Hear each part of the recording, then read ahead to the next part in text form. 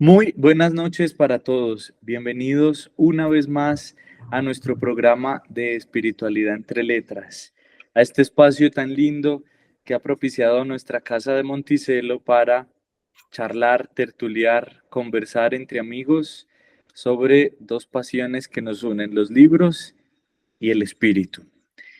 Liz, bienvenida una vez más.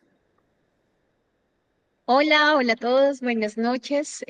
Muchas gracias siempre por recibirnos con tanto cariño, eso es muy bueno, por escucharnos y a nuestros escuchas, muchas gracias por los comentarios de la semana pasada. Debo confesar que fue una sesión muy emocional para mí, como desde la vulnerabilidad, de la cual me siento también orgullosa. Y bueno, pues eso. Pues muchas gracias, Liz. Y de verdad que para mí también es muy gratificante ver los comentarios, cómo ustedes, nuestros escuchas, se han apropiado de nuestras palabras, cómo hemos motivado la lectura, también la quiebra de nuestros escuchas comprando libros. Bueno, es una alegría para mí verdaderamente. Así es que muchas gracias. Tita, bienvenida. Gracias, bienvenidos todos a mi tiempo y gracias por ser bienvenida a su vida y al tiempo de las escuchas y a su escucha. Pues muy bien. Bueno, pues como les decía, estamos siendo vistos y escuchados en muchas partes del mundo y hasta allá nuestro saludo a Argentina, México, Perú, España, hasta en Inglaterra, por allí me contaron que nos están viendo. Entonces, bueno, es una alegría de verdad compartir este espacio. Hoy nos reúne un libro tremendo, tremendo, tremendo, tremendo. Y nada, si ustedes me dan permiso, arrancamos de una vez. Claro, Arranca, claro. arranca, es tu libro. Pues el libro del que vamos a hablar hoy Chan, es chan, chan, chan. Ay, como con tambores. Chan. Lo que no tiene nombre de Piedad Bonet. Este libro que tengo yo aquí en mis manos es una edición conmemorativa de los 10 años de la primera publicación del libro. Creo que Tita, tú tienes el otro, ¿no es cierto? Tengo este, creo que fue el primero, pero es Alfaguara, ¿no? Ella le publica Eh, Alfaguara, sí. Sí, este también lo publicó Alfaguara, pero esta es una edición de las que a mí me gustan, ilustradita, con pasta dura, con dibujitos. eh, y este es muy especial porque los dibujos que tiene son los dibujos de Daniel, el protagonista de la historia, ¿no? Bien, así a grandes rasgos, les estoy mostrando algunos dibujos, así a grandes rasgos. ¿De qué trata esta historia? Piedad Bonet es, vive todavía, es una autora colombiana, profesora en la Universidad de los Andes, de literatura, de redacción, de estilo, eh, es pues novelista, poeta y ha escrito varios libros, aunque todos sus libros tienen como temáticas en común, que es como la tragedia o el drama humano. ¿Verdad? Yo prefiero mejor llamarlo drama, el drama humano. En este libro, que además es muy personal, Piedad Bonet relata la historia del suicidio de su hijo Daniel. Daniel, artista, estaba viviendo en Estados Unidos y a los 28 años, si mi memoria no falla, o 26, 27 años, pues se lanzó del quinto piso del edificio en el que vivía. Y toda la historia de Piedad Bonet, o bueno, de este libro, Lo que no tiene nombre, es el relato de una madre respecto del suicidio de su hijo. Es un texto súper dramático, sobre todo porque, bueno, no sé si ustedes tienen la impresión que yo voy a comentar a continuación, como que permite revivir las sensaciones no solo de Piedad, sino también de Daniel. Es una descripción tan detallada de la experiencia de vida de estas dos personas. Bueno, también habla un poco del contexto de la familia y de las reacciones de otros personajes, pero sobre todo de estos dos, que es muy fácil sentirse vinculado a la historia. Además, una confesión importante. Este libro para mí fue muy significativo, sobre todo porque cuando lo leí, yo también estaba atravesando por un periodo de enfermedad de salud mental, particularmente pues una depresión causada por un hipotiroidismo autoinmune, pero eso no es tema en este momento, ¿cierto? Entonces, este libro para mí fue muy significativo porque en últimas también, como se los he dicho en otras circunstancias, este libro permitió ponerle palabras a una realidad que yo estaba experimentando y que no tenía muchas palabras para explicarla, como lo hablábamos la vez pasada con Rosa Montero. Entonces, al poner palabras es mucho más fácil procesar la misma experiencia que estamos viviendo. Y por esa razón, este libro fue tan significativo para mí, pues para mi vida, y además una pequeña anécdota, este libro yo se lo recomendé a mi mamá y mi mamá lo leyó dos veces y las dos veces salió atacada en llanto porque realmente conmueve mucho, es un libro que compromete, ¿no? Probablemente sea de los libros de Piedad Bonet el que tiene este carácter más marcado, ¿no? Hay otros libros como Donde nadie me espere o Qué hacer con estos pedazos, que también cuentan historias dramáticas de la existencia humana, pero no comprometen tanto como esto, de pronto por el vínculo tan particular que se teje entre la madre e hijo, ¿no? Entre Piedad y Daniel. Bueno, así como una impresión general del libro, ¿qué les genera? ¿Qué les suscita, Tita, Liz? ¿Qué impresión les deja? Pues a mí de mamá, así como los libros nos llegan en el momento que adecuado y a veces nos encontramos con ellos en un momento que no es el pertinente y entonces volvemos a ese autor o a ese libro años después y decimos, nos preguntamos por qué me llamó la atención cuando leemos nuestras notas puestas sobre el libro o por qué no resonó en mí y no me adherí a él. Entonces, también, así como cada filósofo, cada escritor tiene en la vida de uno su tiempo, tiene su momento, como reza el Eclesiastés. Entonces, así como a ti, Piedad Bonet, con este libro llega en un momento crucial, pues a mí es a resonar no un momento crucial, sino la maternidad y el temor que toda madre tiene de que el hijo o no nazca bien, o muera, pues porque no es lo natural que una madre o un padre vea morir al hijo, mucho menos cuando es por decisión propia. Realmente es el libro que más como me acerca a Piedad Bonet, más su poesía. El de qué hacer con estos pedazos, no, valoro pues que es el tipo el estilo de hacer literatura, que eso sí es loable con lo cotidiano, pero yo ya ahí vi a una Piedad como cansada en qué hacer con estos pedazos rotos. Este libro, en cambio, pues además es un testimonio muy valiente, porque ella podía haber dejado eso incógnito, ¿sí? Sin publicarlo, y lo cuenta justamente para redimir a Daniel y para darle larga vida y que no muera pues en el recuerdo. Entonces tiene esa fuerza de la literatura que narra el dolor, que me parece que debe ser leída y que en mí tiene un efecto pues muy positivo de gratitud, de esperanza, de resiliencia y de fortalecimiento y templanza. Es un libro que puedo tomar en cualquier momento y leer así cualquier subrayado y me trae la historia, pero creo que más allá de la historia, pues que nos vas a contar de un hijo que se suicida, pues si vas a dar más detalles, es la descripción que hace del dolor, como tú dices, la descripción tan vívida y la reflexión que hace sobre el dolor. Y creo pues que el dolor es un tema subyacente a la espiritualidad y en las religiones, pues cada religión busca incluso como una explicación para sobrellevar el dolor.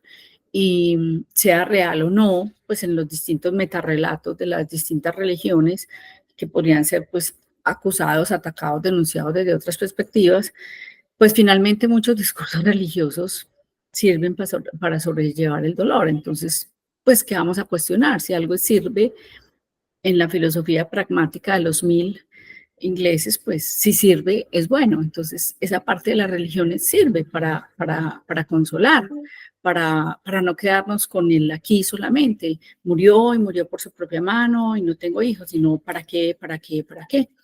Ese preguntarnos para qué, que es también muy de trascender los hechos, de pasar de lo fáctico a lo trascendente, pues que es algo común en la espiritualidad, pues nos permite siempre, no es por qué estoy sufriendo, sino para qué puedo usar este dolor, que es mucho la psicología de Víctor Frank, que otra vez me queda en lista. Hasta que no saque ese libro de la biblioteca, no lo voy a poner aquí en la lista de los que vamos a comentar, El hombre en búsqueda de sentido, y toda la psicología de Víctor Frank.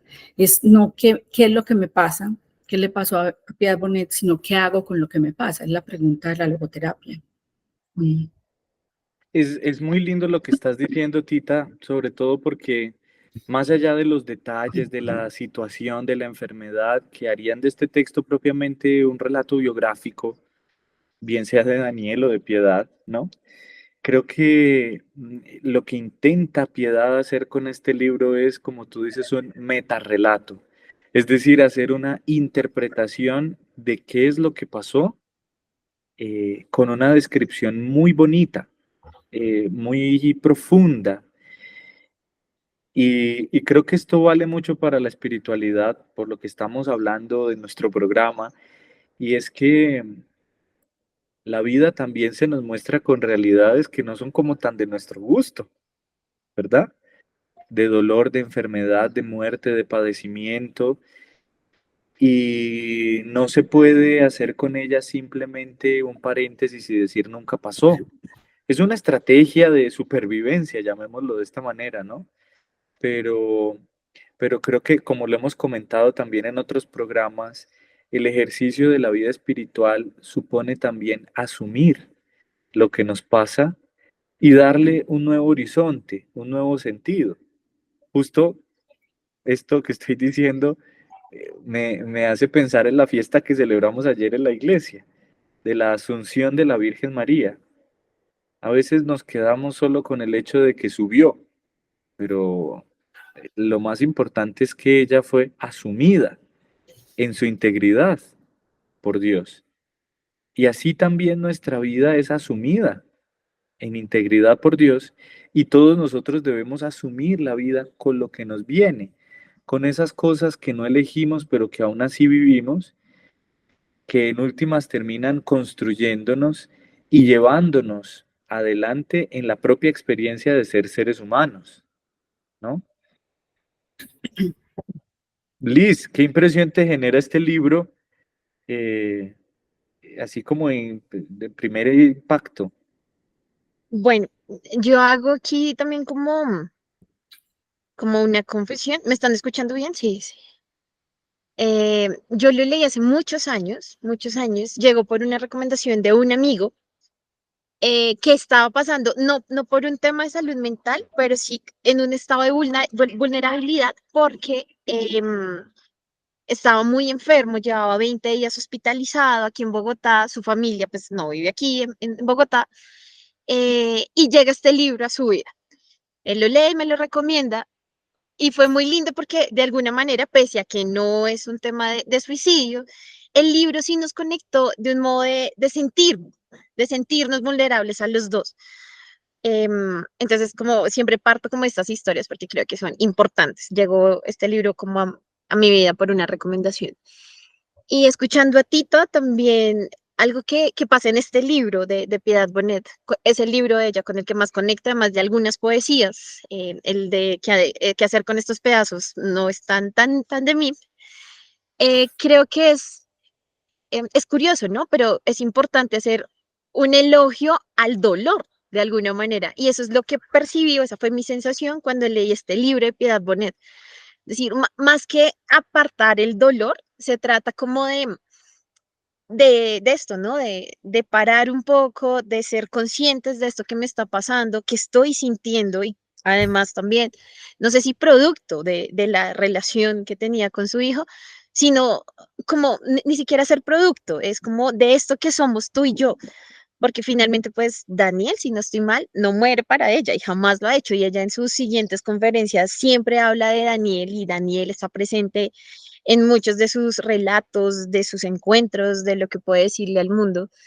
Entonces sí creo que es como un elogio al dolor, al dolor, y obviamente es un reconocimiento y es un modo de honrar a Daniel. Lo hace de una manera muy bella, y en esa honrar también está válido el tema de pedir perdón, está el tema de, hay una frase, si no estoy mal, yo no tengo el libro, lo leí prestado en una biblioteca, que dice que finalmente la literatura está para saturar heridas, para cerrar cosas que van quedando en el tintero, y para eso escribe, para eso le escribe a Daniel, para eso escribe para nosotros. Y Profeta es un libro que uno puede ir leyendo también de a poquitos, de a fragmentos, que no hay que devorárselo inmediatamente porque uno, el tema es complejo, y dos, porque es un libro que invita a reflexionar también, a estar como muy en uno, muy pare y pensémonos y sintamos y reflexionemos.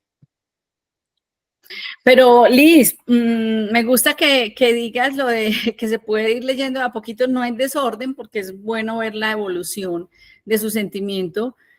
Pero yo comparto tu idea, es que el libro es insoportable leerlo, como en esta tarde de domingo voy a leer este libro. No, yo creo que el libro te llega tanto a las entrañas que realmente tenemos que parar casi que junto a Piedad Bonet para procesar. Si queremos para reflexionar, que es lo que tú nos estás invitando.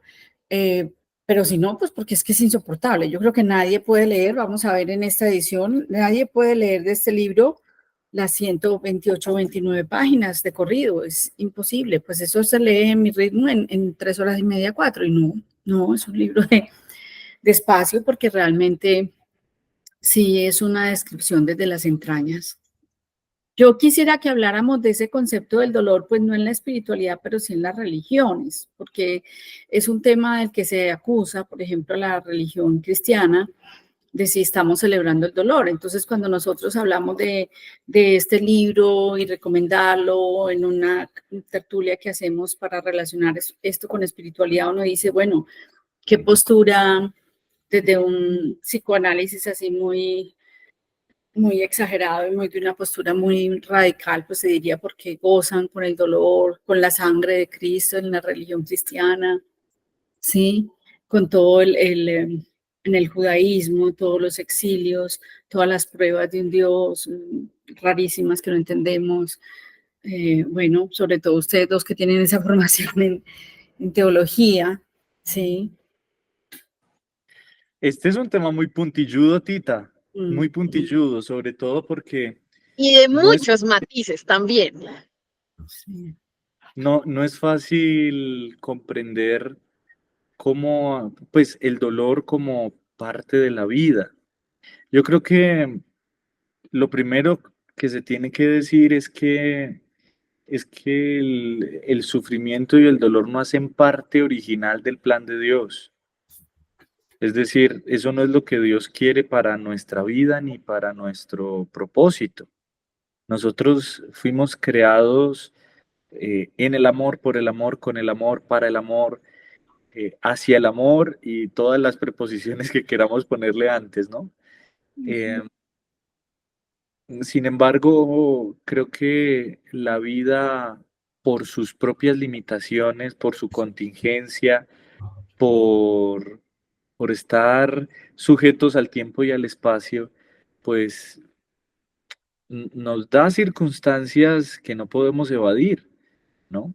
La enfermedad, la muerte, como hablábamos hace unos episodios, la guerra, ¿no? Con los últimos testigos.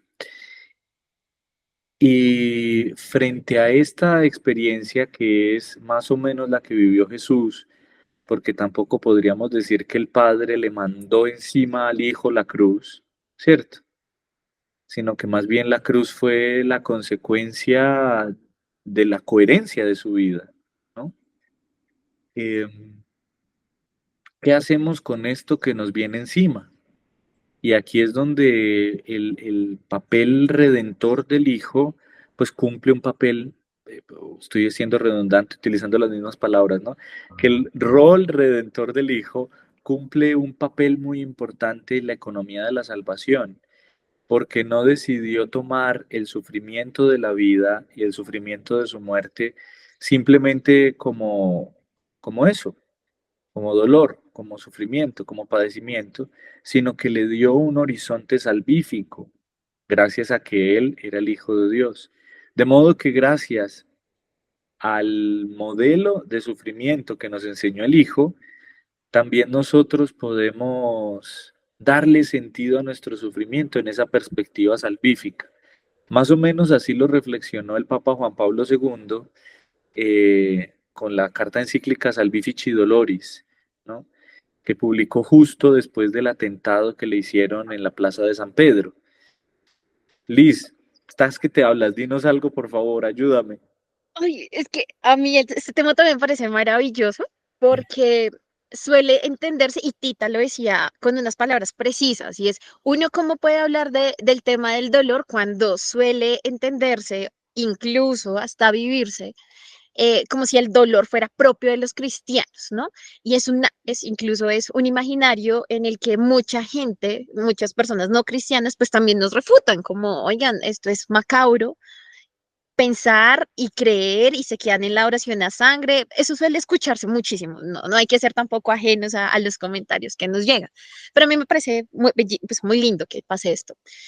Y yo creo que hay dos cositas, dos elementos que me parece importante precisar, y es uno, el dolor no se va a eliminar, el dolor es una realidad antropológica, es algo que nos constituye también, y yo creo que todas las religiones, tanto Occidente y Oriente, absolutamente todas han intentado acercarse y reflexionar y contemplar el tema del dolor.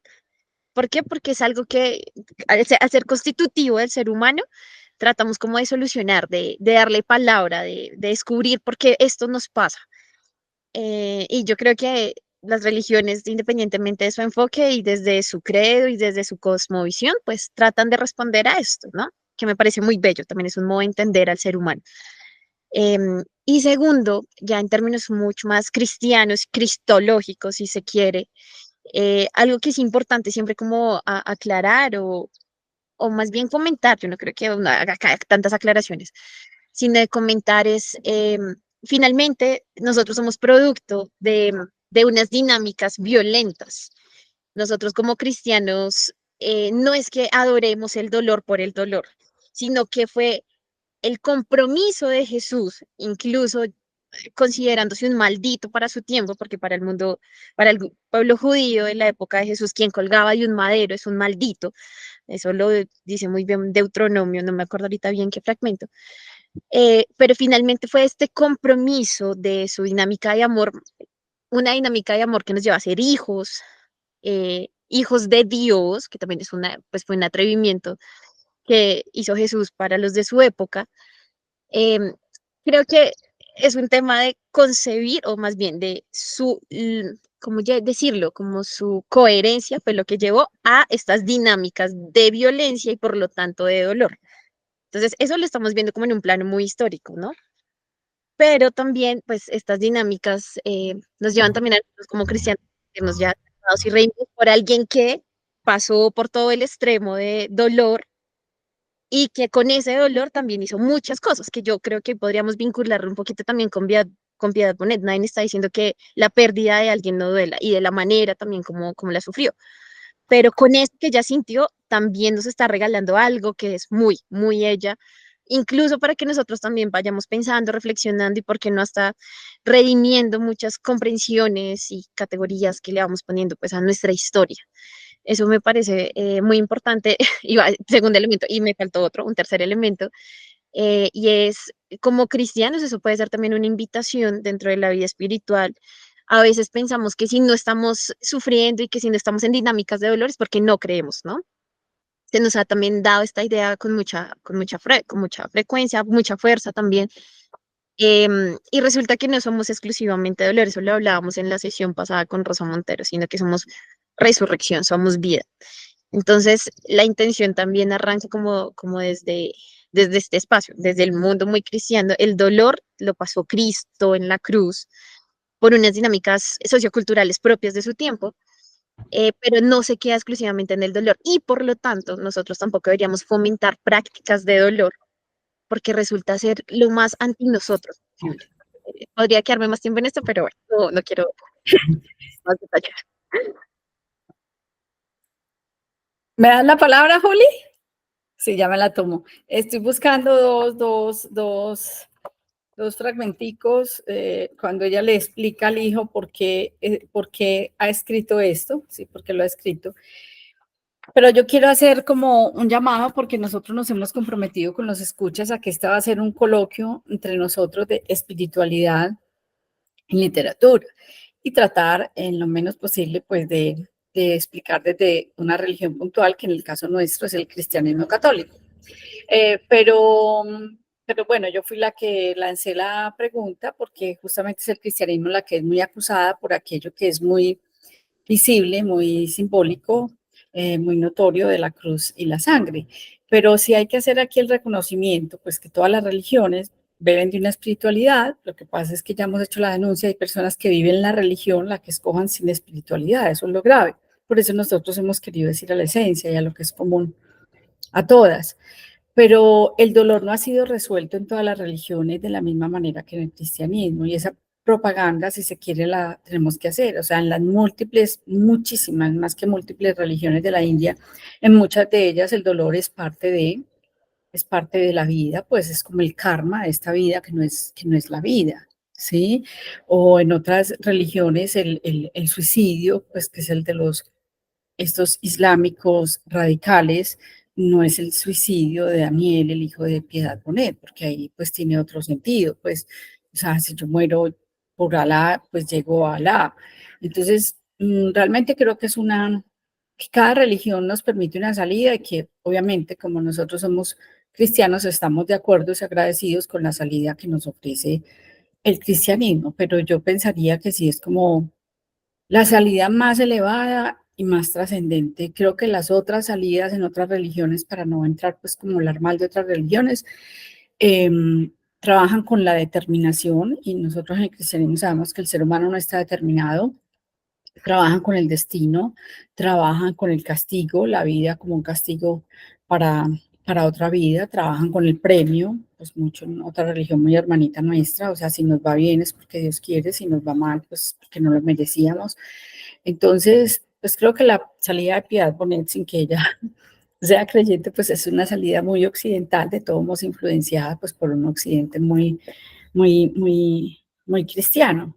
Pero cuando ella dice mm,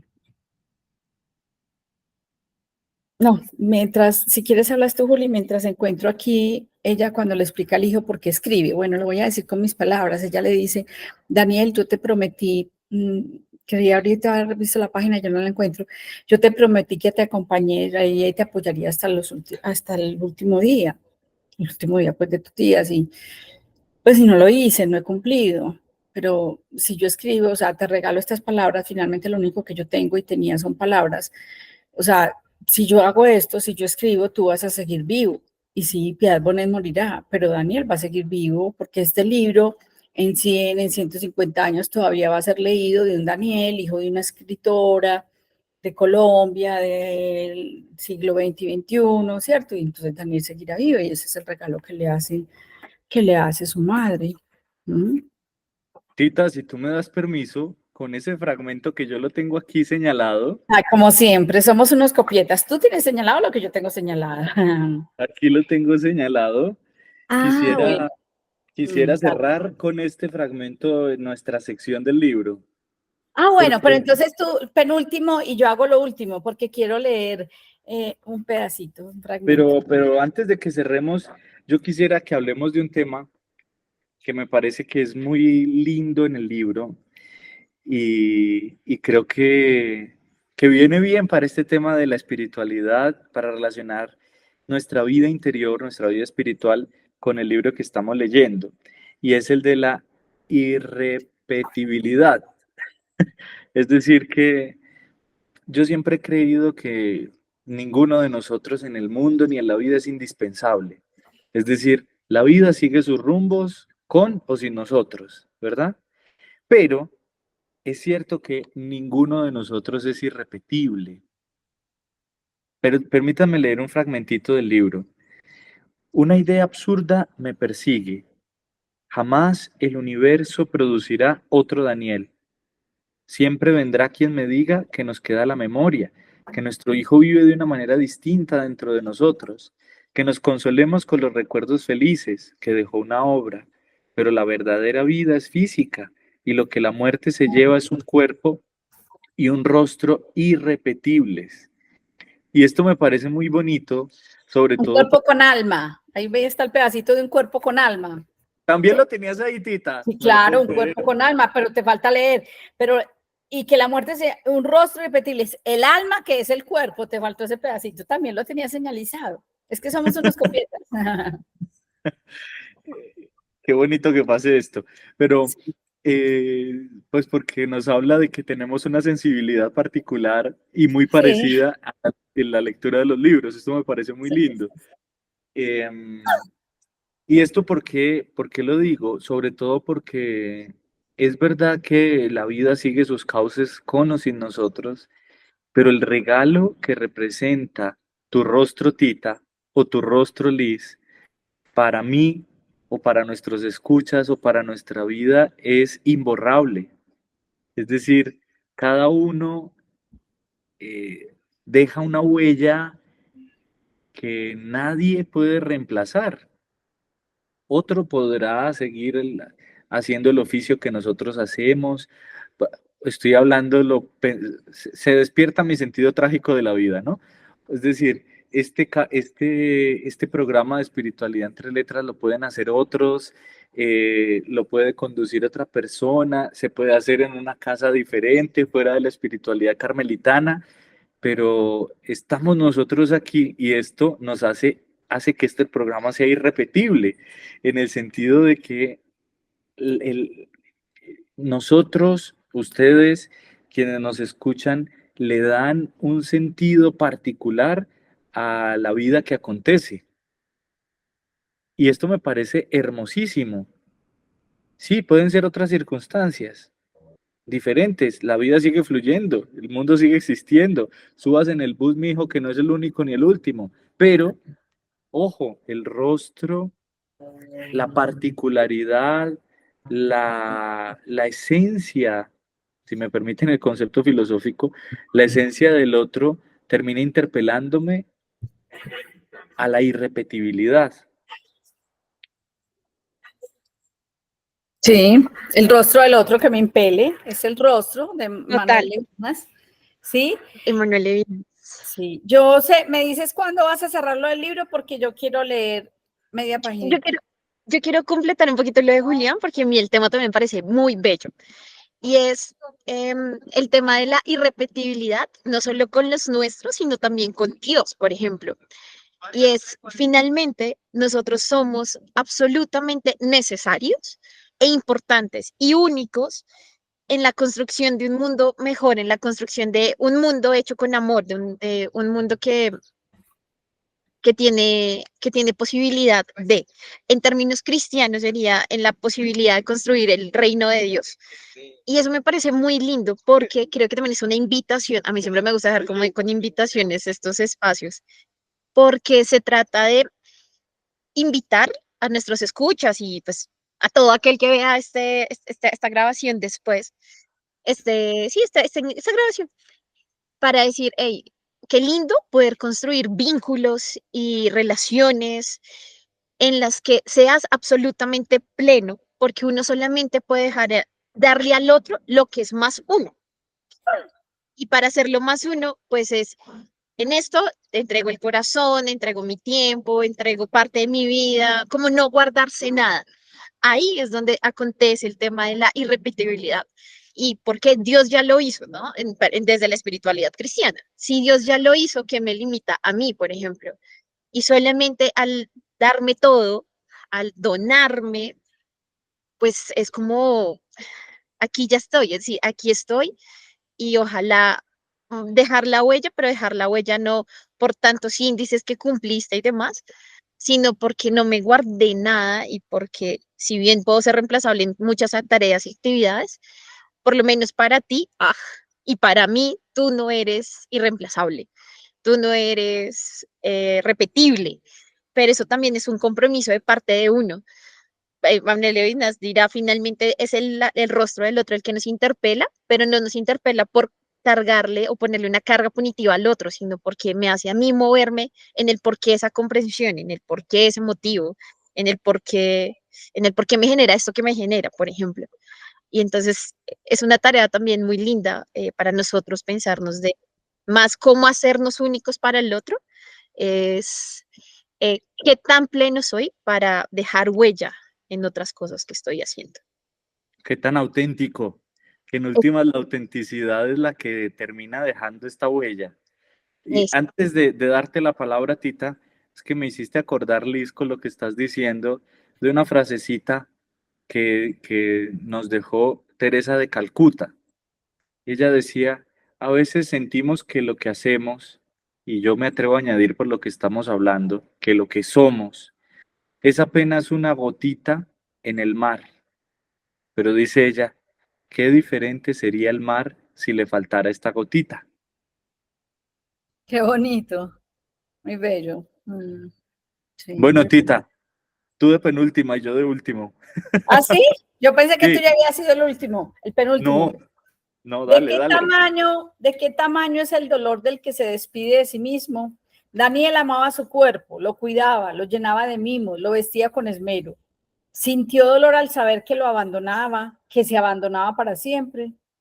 Pero Daniel también debía odiar aquel cuerpo que lo traicionaba, que lo agredía, que lo exponía al miedo, a la confusión, al delirio y que de forma solapada lo hacía diferente a los otros, frente a los que se veía forzado a representar serenidad y cordura.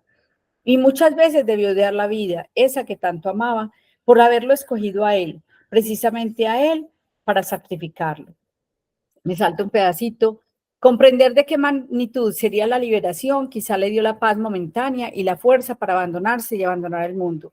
Dicen que así como el dolor físico extremo puede hacer perder conciencia del espíritu, así el dolor espiritual puede hacer que olvidemos el sufrimiento del cuerpo. Quiero pensar, como el médico, que Daniel no dio conscientemente esas batallas. Quiero pensar con Renata que Daniel no saltó, sino que voló en busca de su única posible libertad. Por orgullo, por rabia, por miedo, por falta de fe en sí mismo, por valentía, por vergüenza, por cortesía con los demás, por enajenamiento, por desesperanza, por desencanto, por odio a sus propias elecciones, por frustración, por amor a la pintura, por odio a la pintura, por dignidad, por terror al fracaso, porque, como dice Salman Rushdie, la vida debe vivirse hasta que no pueda vivirse más. Es que Piedad tiene ¡ay! Ese este fragmento libro de esos que lo dejan a uno como en una sola pieza. eso Como, es. ah, Eso es. Y me haces pensar también eso, es decir, la posibilidad de acompañar, de permanecer y de elogiar la vida también de Daniel. Al final no es si estabas haciendo las cosas bien o mal, que eso también se vuelve algo muy, muy difícil de pensar que algo que se ve mucho en temas de cuando se estudia el tema de del suicidio, es eso, ¿no? También el suicidio como opción de vida, eso es muy curioso, es algo raro de entender, pero como ella lo narra, es eso, es decir, no sé qué sería, puede ser todo y a la vez nada, pero aquí estoy, aquí estoy tratando como de ni siquiera entenderte, sino de narrarte, de narrarnos, es muy importante ese fragmento de él. Pues me voy a tomar otro parrafito sin pedir permiso. Todo, porque esta es una sacudida para los que quedamos y es una sacudida en nosotros, en la espiritualidad que hemos hablado tanto del amor. Todo suicidio encierra un mensaje para los que se dejan atrás. Me salto un pedacito. Ningún amor es útil para aquel que ha decidido matarse. Eso nos limita mucho. En el momento definitivo, el suicida solo debe pensar en sí mismo para no perder la fuerza. Incluso una de las razones para escoger ese final es que nuestro cariño le pese demasiado. Ay, Tremendo para los que Es que amamos y para duele, los que... tremendo. duele. Mm. Es que duele mucho. me Y eso, acuerdo, Liz, dale, como dale. yo no sé, es que, ¿sabes? A mí hay una cosa que me cuestiona, y me cuestiona no para definirme o responderme, sino porque creo que es algo continuo. Y es, muchas veces uno dice, oye, pero es que yo te quiero, pero es que yo te cuido, ¿por qué piensas eso? No lo hagas. Y es como, oye, no seas envidioso, como egoísta, no sé cómo decirlo, pero ¿no te has dado cuenta que de pronto mi presencia también puede ser como, mi presencia no, como mi amor y ese amor que yo espero que es como el ideal para que te sanes y te cuides y no pienses este tipo de cosas tan feas, puede llegar a ser complejo para el otro, también puede ser perverso para el otro y no se suele, como si no, es decir, es que yo te quiero, tú me debes, es como mi sensación frente a este tema, la verdad.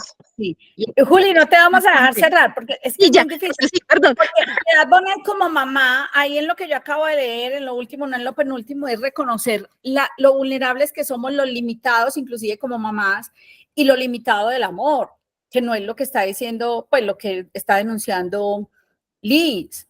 O sea, pues sí, el amor todo lo puede, solo basta el amor. Sí, pero está el otro. En mí solo basta el amor, pero en el otro, o sea, Piedad en varias páginas del libro se describe como la mamá que ponte suéter, que le llevo vitaminas, que no corras así, que no subas así las escalas, tienes frío, ¿cómo vas con el trabajo? Te ayudo a corregir el trabajo. Entonces dice, pues, o sea, ¿qué no hice? ¿Qué no hice? No, pues es el asunto de reconocer la otredad.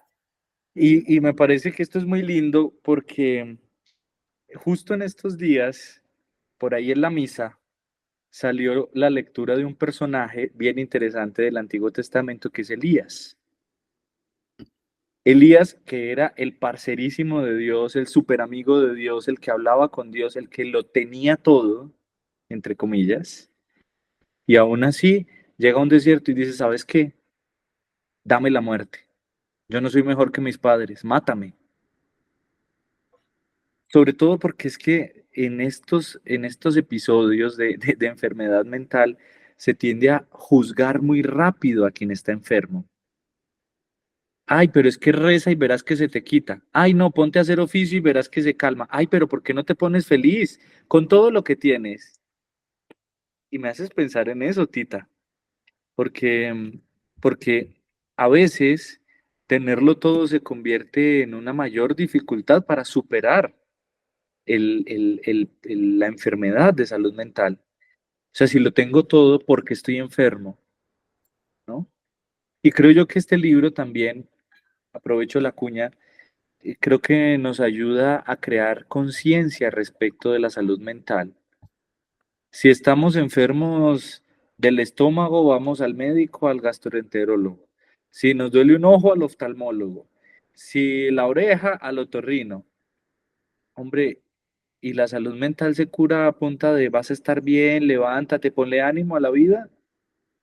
No, creo Sí, la que cita con el psicólogo, la cita con el psiquiatra y la toma de medicamentos psiquiátricos, pues está muy estigmatizada. A nadie lo juzgan porque el resto de mi vida, para que me funcione la insulina, me toca inyectar. El resto de mi vida, para que funcione el corazón, tengo que tomar pero sí, el resto de mi vida tengo que tomar este psiquiátrico para no estar ansiosa, para no estar deprimida, para no tener episodios maníacos. Eso sí se censura. Pues sí, el cerebro es otra parte del cuerpo, como el hígado, exactamente, como el páncreas, sí. exactamente. Sí, Entonces, de acuerdo. me parece lindo que también con este programa generemos conciencia respecto de eso, que Ujú. la salud mental es una enfermedad más. La depresión es una enfermedad más, como es la tiroiditis, como es el hígado graso, la ansiedad es una enfermedad más, como es la diabetes, como es la artritis o como es cualquier otra, ¿no? Y así debe ser tratada, ¿no? Con verdad, como lo trata el libro, porque es absolutamente, llamémoslo entre comillas, cruel respecto de la realidad, pero con verdad, ¿no? Bueno, Para cerrar esta sección, quisiera leer el último párrafo del libro, que Piedad lo titula Envío, y que tú ya lo referenciaste, Tita. Ujú. Dani querido, me preguntaste alguna vez si te ayudaría a llegar al final. Nunca lo dije en voz alta, pero lo pensé 1000 veces. Sí, te ayudaría, si de ese modo evitaba tu enorme sufrimiento. Y mira, nada pude hacer. Ahora pues, he tratado de darles a tu vida, a tu muerte y a mi pena un sentido. Otros levantan monumentos, graban lápidas. Yo, ay, esto es impresionante. Yo he vuelto a parirte con el mismo dolor para que vivas un poco más, para que no desaparezcas de la memoria. Y lo he hecho con palabras, porque ellas, que son móviles, que hablan siempre de manera distinta, no petrifican, no hacen las veces de tumba. Son la poca sangre que puedo darte, que puedo darme. Es apoteósico, monumental. Oh, yo ya lloré. Sí. Hablen ustedes Parir y mientras yo darle la seco las sangre, sí, lágrimas. sí. No, Llorar, yo tengo el ojo aquí como lloroso llorar. también. Es un fragmento muy duro. Yo creo que ya hablamos aquí, creo que en el capítulo del amor en los tiempos del cólera, la posibilidad de parir también, ¿no? Ahí hablábamos como la posibilidad de cambiar y aquí parir también como para seguir dando vida, aun cuando esto me sigue doliendo, es como un homenaje. Al final también es un homenaje a la vida de Daniel, con todas las circunstancias que vivió y que pasó. Y qué bonito poder homenajear esa vida como él la vivió, no como nosotros pensamos que tiene que ser vivida. Eso tiene, es muy, no, es muy bello, realmente es un libro sublime. Eso Bueno, es. mejor pasemos a la sección de autor recomendado porque ya no puedo llorar más. Eh, Tita, tú nos vas a recomendar un autor hoy. Mi autor, a ver, lo cojo. Es un libro que pesa. Pesa. Esta. Walt Whitman. Walt Whitman. Toda su obra, todo el autor. Pero mira, esta es mi versión que la tengo muy a la mano en una de las mesas de la sala, no como libro de adorno de sala, no se crean, sino porque me gusta mucho abrir en cualquier momento, mientras el cafecito, mientras está el almuerzo, mientras terminan de no sé qué, abrir en cualquier página, ¿sí? Pues hojas de hierba, ya cuento un poquito, pero tranquilos, esa es mi versión mía, pero miren esta versioncita, ¿de dónde la saqué? Pues obviamente solo uno de los poemas, Canto a mí mismo, él es muy famoso por Hojas de hierba, Canto a mí mismo, o Capitán, Capitán. Esta es mi versión de picnic.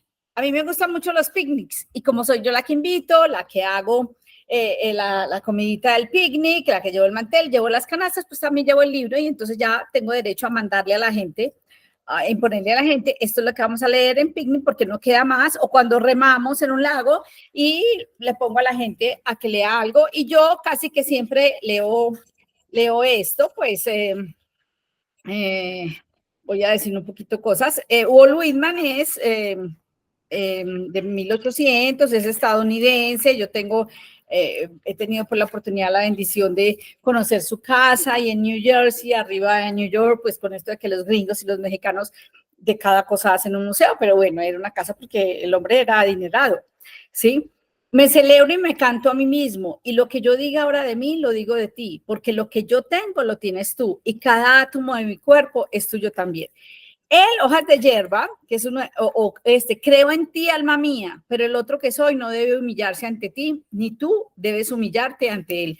Él escribe Hojas de hierba, inclusive pues hay unos datos muy simpáticos, que no es el único, por eso refiero las obras completas, pues todo poesía, pues es el poeta estadounidense, el gran poeta que además funda, pues inicia el verso libre, no tenerse que ceñir a una métrica, además llama mucho la atención por su forma de vida, se dice pues que es el poeta de la democracia no en el sentido político, sino de escribir del hombre de todas partes, de la unión del hombre de todas partes, de lo que es común, la esencia de lo humano y esa vinculación con la naturaleza.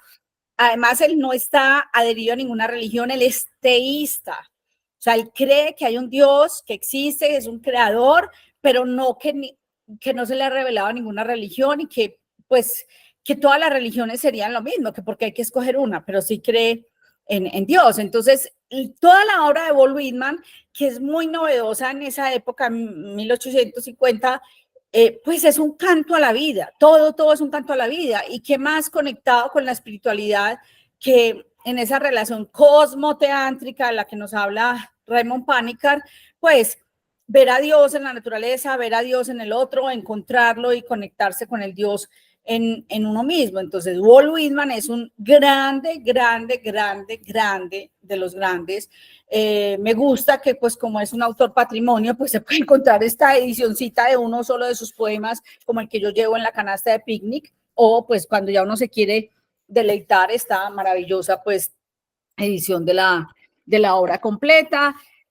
Además, a mí me parece que la poesía, pues, es como algo muy bello. La poesía en la literatura sería como la oración en la psicología. O sea, la poesía es un mensaje muy condensado. Yo pienso que quien escribe poesía está orando, porque miren, nuestras oraciones son muy cortas y nuestras oraciones de cualquier religión se trata de muy poco, decir mucho y en muy poco hacer una conexión fuerte con la vida, con el Dios que se cree.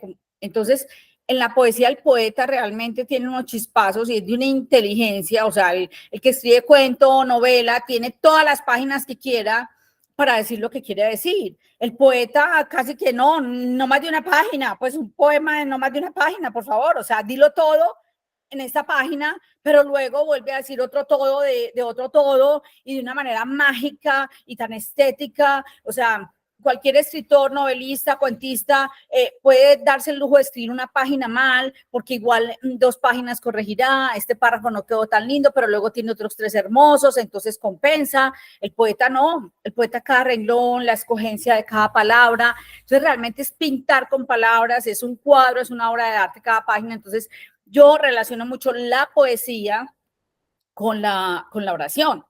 Entonces me parece que Walt Whitman es un grande cantando, o sea, además siendo teísta. Bueno, es muy criticado por muchas cosas, tiene dinero, él se autopublica. Y Hojas de Hierba, ese poema lo publicó 9 veces, la 10ª parece que fueron los herederos, él no tuvo hijos.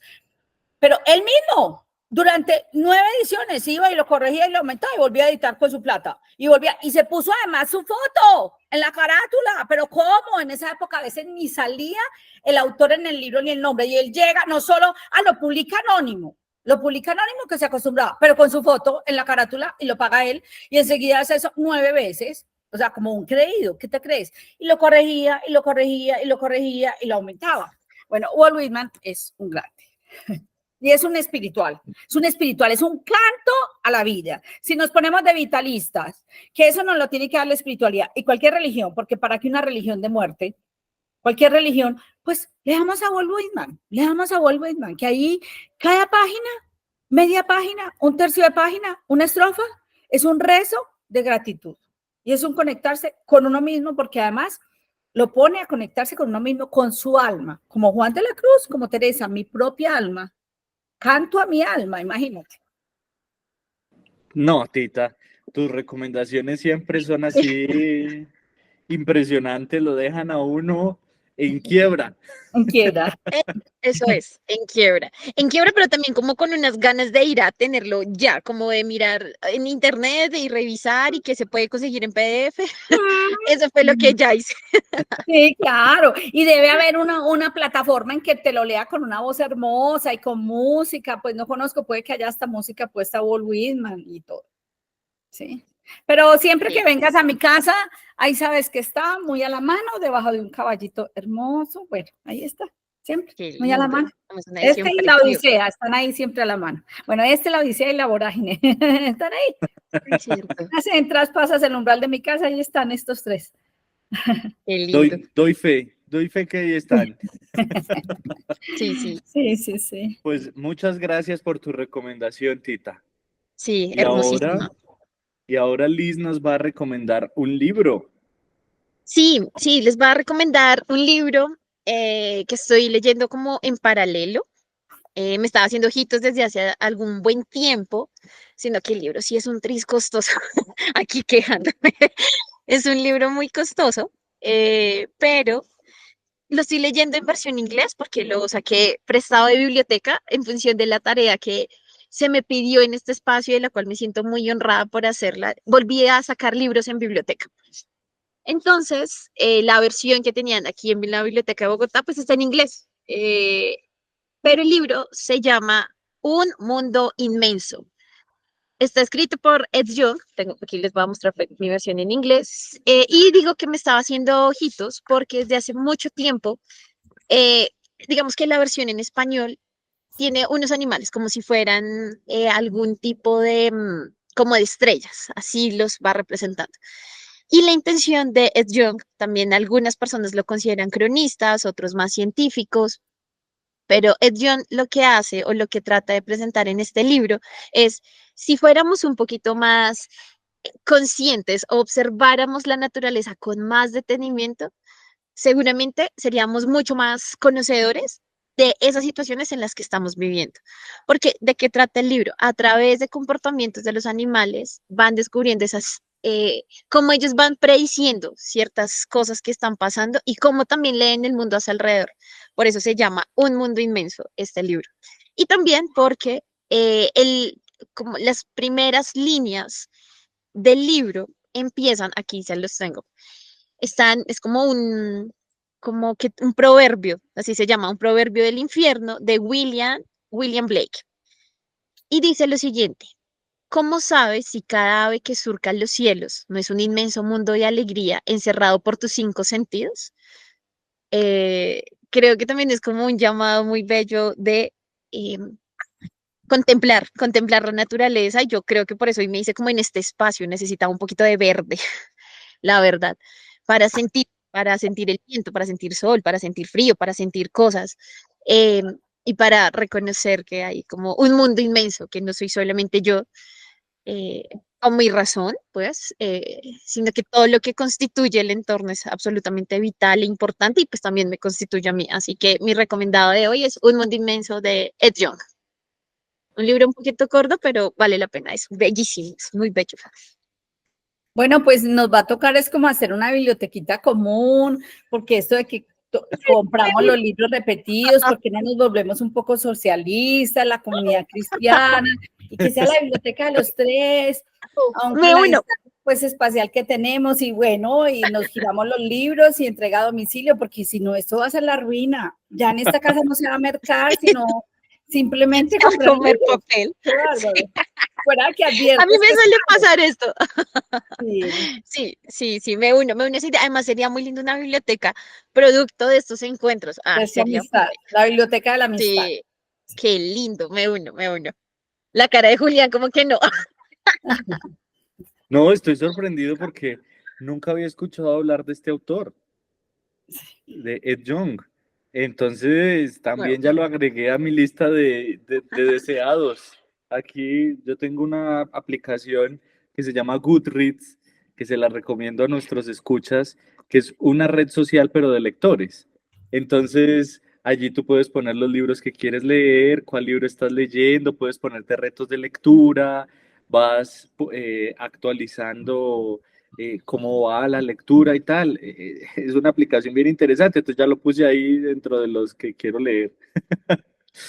Bueno, y yo estaba aquí hablando con el micrófono. Se puede hacer como grupos en Goodreads y se van poniendo los libros, producto de lo que hemos hablado acá, ¿no? Eso me suena, puede ser una idea chévere. bueno, bien, pues ahí tenemos iniciativas, de pronto nuestros escuchas se nos unen a estos grupos. Bueno, Tita, para cerrar nuestra sesión, nuestro regalito. Pues el regalito con aquello de que siempre estamos conectados, que bueno, creo que los escuchan ya, siempre lo repetimos, pero es que ellos lo pueden ver, es una evidencia. Pues traigo la conexión, las cosas se conectan por similitud o por contraposición, por sinonimia o por antonimia, por semejanza o por diferencia. Pues el texto, el fragmento que seleccioné, no muy cortico, muy duro, ya no es la madre al hijo, Piedad Bonet a su Daniel, en el dolor, sino el hijo al padre. en el dolor de la educación que se le ha dado. Un libro que pienso, pues, podría haberlo metido en la selección de libros, pero preferí traer el fragmento de Franz Kafka, que seguramente leímos por obligación en el colegio, La Metamorfosis, y es un pesar que nos hayamos quedado solo con eso. Una literatura muy existencialista, muy del sufrimiento personal, y me parece que todos los que seamos papás, mamás, deberíamos leer Carta a un padre de Kafka para por lo menos asegurar y trabajar en la línea de que nunca merezcamos que un hijo nos escriba una carta de esas. O sea, porque podemos estar educando a los hijos de una manera que merezcamos esa carta que recibe el papá de Kafka, de Franz. Sí, porque es real. Él desglosa todo, dice el daño que le ha hecho y justamente el daño por ser diferente. Y diferente no es que él fuera de estas cosas que se rechazan todas las diferencias, no. Diferente en el sentido, no eres como tu padre, no estás viviendo la religión judía como tu padre, no estás en el negocio de tu padre, no comes si no te gusta en la comida lo de tu padre, no masticas a la velocidad de tu padre, consigues amigos y que no te ha conseguido tu padre. O sea, esas mínimas diferencias, que es que no estamos hablando de admitir a un hijo con una identidad de género diferente, con una posición política diferente, con unas amistades de otras etnias, con un desapego a las raíces familiares. No, pues que sería como algo más, como más notorio. No, estamos hablando de algo muy grave, de no reconocer la diferencia del hijo, y quizás eso sale en un libro en el próximo programa, en el libro que sé que yo voy a presentar. Entonces, como que con esto me anticipo por antítesis a la próxima sesión. Es muy doloroso. Así fue toda tu educación. Creo que tienes talento pedagógico. Le habrías hecho mucho bien a una persona parecida a ti. Esa persona habría descubierto la sensatez de lo que dice sin preocuparse más que de hacer las cosas lo más tranquilamente posible, nada más. Pero para el niño que yo era, tus palabras eran un mandato del cielo, no las olvidaba nunca. Eran la medida con que yo juzgaba al mundo y te juzgaba al mundo y te juzgaba a ti. Y tú salías siempre perdiendo. Mm, bueno, padre, entiéndeme bien, todo esto no habría significado nada si tú mismo, que eras la norma terrible de todas mis cosas, no hubieras infringido las leyes que me imponías. En consecuencia, el mundo se dividió en tres partes. Una, donde yo vivía como un esclavo sometido a unas leyes dispuestas solo para mí, a las cuales no sé por qué nunca podía obedecer totalmente. La segunda parte era un mundo distanciado infinitamente del mío, donde tú vivías demasiado ocupado por su gobierno, implantar órdenes y vigilar su cumplimiento. Finalmente, había un tercero donde moraba la gente feliz, libre de mandatos y sumisiones. Yo quiero terminar con estos rengloncitos porque me parece que además se asemeja, cuando de pronto se me ocurra mencionar a Thoreau, a Henry Thoreau, la desobediencia civil, pues ya lo recomendaré quizás no como filósofo, sino como escritor, como poeta. Pues es la importancia de la fuerza que te da la espiritualidad, una religión vivida desde la espiritualidad o una religión vivida desde el temor y desde la obediencia. Es un reclamo que, en este reclamo que leí, la carta es así de dolorosa y es extensa la carta. Pues es un poco cómo se vive con estos tres mundos que leí al final, cómo se vive en la desdicha, cumpliendo solamente órdenes, obedeciendo reglas en la religión y no pudiendo ser uno mismo y pensando que la felicidad está por fuera de la religión. O sea, una religión que me haga infeliz no puede ser, pues, religado, relinquido, reelegido, no puede ser religión desde todas las etimologías de religión. Entonces, si algo tiene la espiritualidad es el poder conectar con uno mismo y si tú me vas a amar y si yo te voy a amar, no puede ser que nos amemos padre, hijo, pareja, amigos, negando lo que hay en mí, por lo tanto negando la diferencia de ti, por lo tanto negando que yo no pueda seguir tu regla ni obedecer tu regla, que es un poco lo que Franz Kafka. Entonces, bueno, si no podemos remitirnos a mi café filosófico que lo tiene en YouTube Monticello sobre la obediencia y la desobediencia, y seguramente ahí hablo de la importancia de la desobediencia, pero lo quise traer y qué pesar dejar como este sabor amargo en esta tertulia de todo el daño que podemos hacer los papás, sabiendo que empezamos con el dolor y la redención de Piedad Bonet como madre, y terminamos con esto, pero es un poquito eso, que nos sacudamos, y bueno, ustedes dos que no tienen hijos, que Liz quizá los tenga, parece que Juli no, porque tiene otras opciones, entonces, bueno, con nuestros colaboradores, con nuestros amigos, eso de a veces hacemos de soy jefe pero parezco el papá de mis colaboradores, soy amigo pero parezco la mamá de ustedes dos, además abusando de mi diferencia con ustedes. Bueno, no me extiendo más porque era compartir un regalito. Es amargo y vale la pena leerlo. No siempre hay que traer frases bonitas, son muy amargas, ¿sí? Y me encanta tu regalo, Tita, porque Me encanta, me uno. Kafka es impresionante para mí, yo lo quiero mucho y este documento de Carta al Padre es impresionante y que nos haya traído de regalo un fragmento de él me parece maravilloso. Bueno, Checo, es que a nosotros nos gusta por allá, tiene que llegar pronto Milán Kundera, por aquello de Checo, Por favor, pegadito de Hungría, otro que nos gusta, otros que nos gustan. sí, Bueno, sí, de acuerdo. esa zona produce cosas muy buenas. Austria, Impresionantes. pegaditos, Austria, República Checa, Hungría, bueno. Y Sí, ahí no, estamos. acá en Bogotá le han hecho, están celebrando los 100 años de natalicio, si no estoy mal, o de muerte, no recuerdo muy bien. Y en Bogotá se están gestando unas exposiciones y unas prácticas culturales muy interesantes sobre Kafka, especialmente las embajadas, son las que están haciendo como el movimiento para que si puedan estar ahí como conectados, sería muy chévere también. Sí, es que él fue muy valorado posteriormente, porque él inclusive dejó, Dora creo que fue su última pareja y otro amigo, y él dijo, no, todo lo queman.